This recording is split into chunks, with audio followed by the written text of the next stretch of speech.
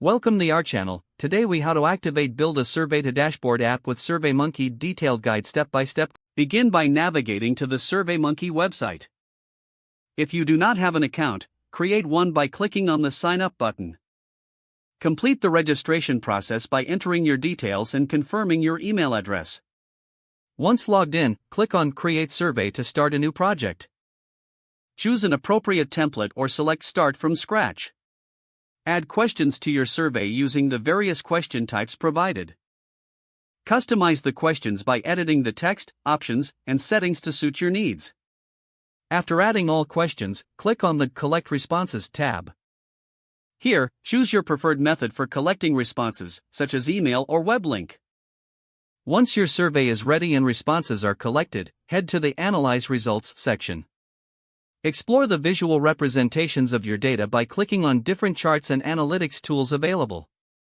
Next, to create a dashboard, you will need to download the SurveyMonkey app or use a third-party tool that integrates with SurveyMonkey. Follow the app's instructions for linking your SurveyMonkey account. Once connected, select the survey data you wish to visualize on the dashboard.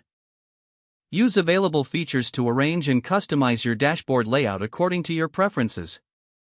Make sure to save your dashboard once you're satisfied with the design. You can periodically refresh the data to keep the dashboard up to date with new responses. Finally, share your dashboard with team members or stakeholders by providing them access or a shared link. Your Survey to Dashboard application is now fully functional and ready for use. If the page does not load, refresh the browser or try again in a private or incognito window. Make sure you are using the correct email address, then retype it carefully to avoid small typos. If your password is not accepted, use the reset option and create a new strong password you can remember. Check your spam folder for verification or security emails, then complete any requested confirmation steps. Enable two-factor authentication if available to improve account security and reduce unauthorized access risk.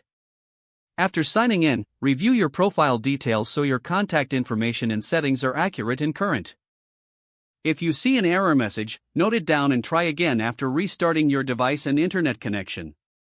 Log out when you finish, especially on shared devices, to keep your account and payment information secure.